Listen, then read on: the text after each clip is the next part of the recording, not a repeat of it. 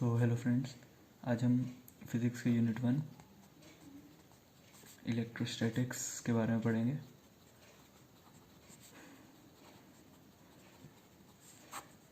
पहला चैप्टर है इस यूनिट में electric charge and field.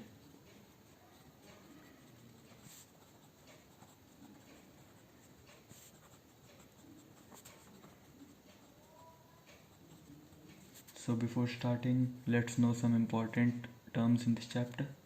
So first one is frictional electricity.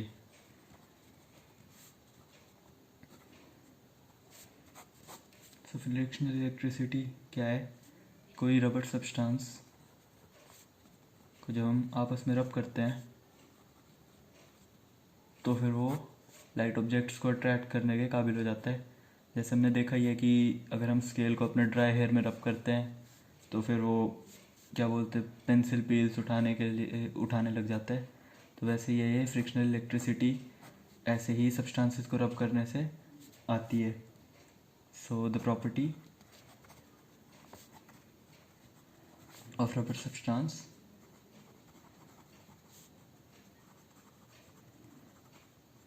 due to which they attract light objects.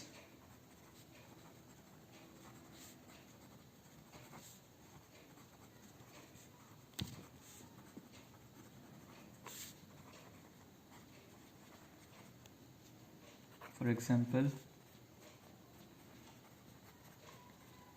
एक glass rod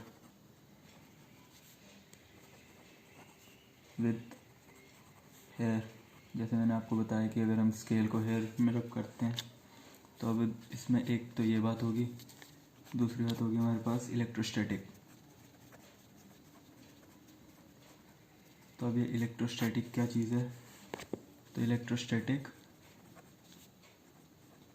का मतलब है जो फोर्स है या फिर इलेक्ट्रिक फील्ड है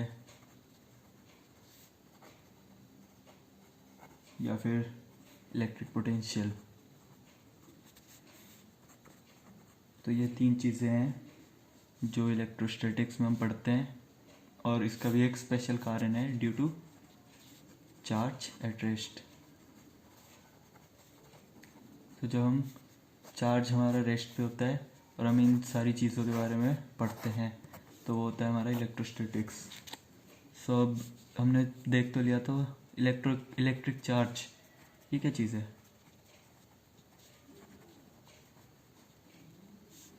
तो इलेक्ट्रिक चार्ज क्या चीज़ है? तो एक प्रॉपर्टी होती है किसी भी सब्सटेंस की, ये किसी भी सब्सटेंस की एक प्रॉपर्टी होती है, इंट्रिंसिक प्रॉपर्टी, जिसके कारण जो हमारे पार्टिकल्स हैं वो आपस में अट्रैक्ट कर सकते हैं। तो जब अगर किसी भी बॉडी में चार्ज, अगर कोई भी चार्ज बॉडी होगी तो फिर वो लाइट वेट पार्टिकल्स को आपस में अट्रैक्ट करती है। तो electric charge it is an intrinsic property of particles of various matter. ये इंपॉर्टेंट वर्ड्स होते हैं डेफिनेशन में, which gives electric force between various objects.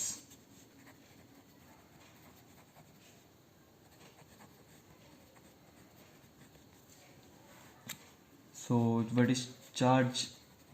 So charge is a scalar quantity.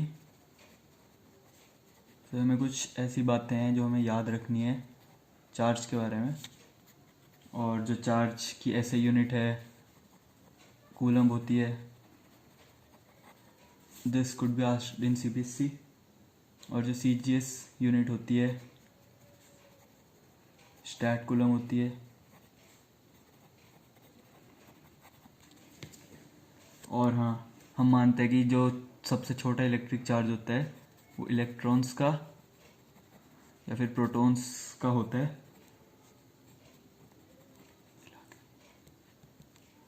तो इलेक्ट्रॉन्स को हम E से डिनोट करते हैं और प्रोटॉन्स को P से। इलेक्ट्रॉन्स पे हमारा चार्ज होता है -1.6 इंटू 10⁻⁹ कूलम, और +1.6 इंटू 10⁻⁻⁹ कूलम। पर हमारे पास इससे भी एक छोटी चीज़ होती है, क्वार्क्स। क्वार्क्स या तो 2/3 ई या फिर -1/3 ई। ये इतने, मतलब ये ई के भी फ्रैक्शन के जितने होते हैं, मतलब कि ई से तो छोटे होंगे ही। तो फिर दो टाइप के होते हैं, अप और डाउन। अप तो हमारा 2/3 ई और डाउन होता है हमारा -1/3 ई। तो अब बात करें कि ये मिलते कहाँ हैं। ये हमें मिलते हैं प्रोटॉन्स या फिर न्यूट्रॉन्स के भी अंदर।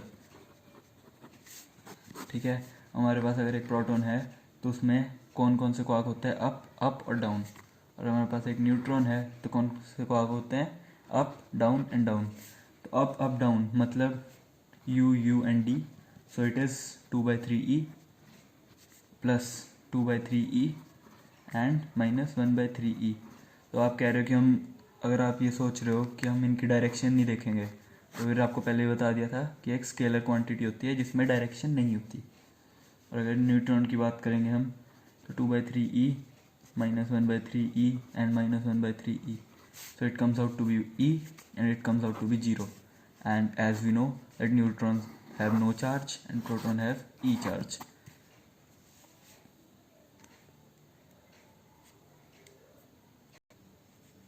तो एक छोटी सी बात जो हम बचपन से ही करते आ रहे हैं कि अगर प्लस और प्लस हो तो फिर वो रिपेल करते हैं, माइनस माइनस हो वो भी आपस में रिपेल ही करते हैं।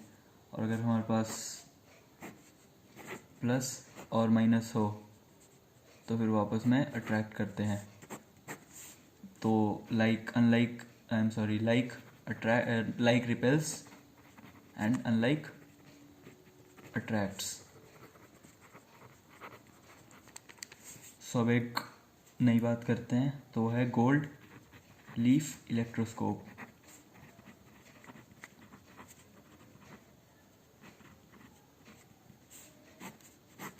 तो गोल्ड लीफ इलेक्ट्रोस्कोप है क्या?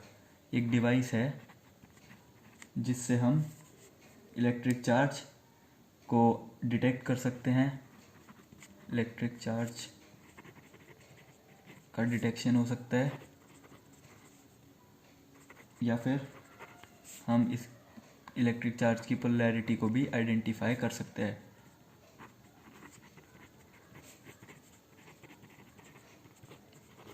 इसका स्ट्रक्चर कैसा होता है? तो इसका स्ट्रक्चर कुछ ये एक जार होता है, तो उसमें एक नॉब होता है और एक कॉर्क से पूरा सील्ड होता है ताकि एयर पास ना कर सके। और यहाँ पर दो गोल्ड की लीफ होती हैं, ये रॉड, मेटल रॉड कोई भी, ये कॉर्क, और ये आता है मेटेलिक नॉब। तो ये काम कैसे करता है कि अगर हम कोई भी नॉन चार्ज इसके पास लाते हैं तो अगर वो पॉजिटिव होता है तो फिर उससे दूर दूर गोल्ड लीफ सेपरेट हो जाती हैं। और अगर उसके बाद हम कोई अननोन चार्ज होता है लाते हैं इसके पास, तो अगर वो होता है नेगेटिव तो फिर ये पास हो जाएंगी, और अगर वो होता है पॉजिटिव तो फिर ये और दूर चली जाएंगी। तो फिर अब बात करते हैं एक नई चीज़, कंडक्टर। नई तो क्या ही है, ये हम बचपन से ही पढ़ते आ रहे हैं कि जो इलेक्ट्रिसिटी को कंडक्ट करती है, पर ये +2 लेवल है। तो हम यहाँ पे इलेक्ट्रिसिटी को कंडक्ट करने वाले सब्सटेंसेस को कंडक्टर नहीं कहेंगे, हम कहेंगे the substances through which electric charge could flow.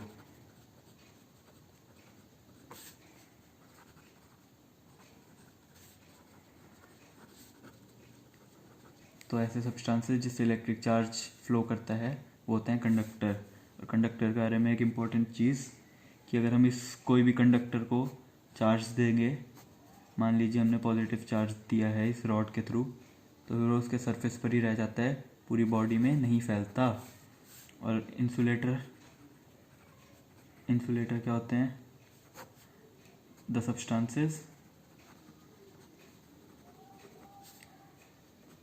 through which electric charge do not flow। तो इस बारे में एक और चीज़, अगर हम इंसुलेटर में कोई भी चार्ज देंगे तो फिर ऐसे सरफेस पे नहीं फैलता, वो एक ही पॉइंट पर रहता है।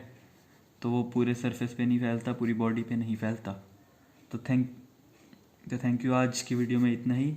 अगली वीडियो के लिए बेल आइकन को ज़रूर प्रेस कीजिए। Thank you.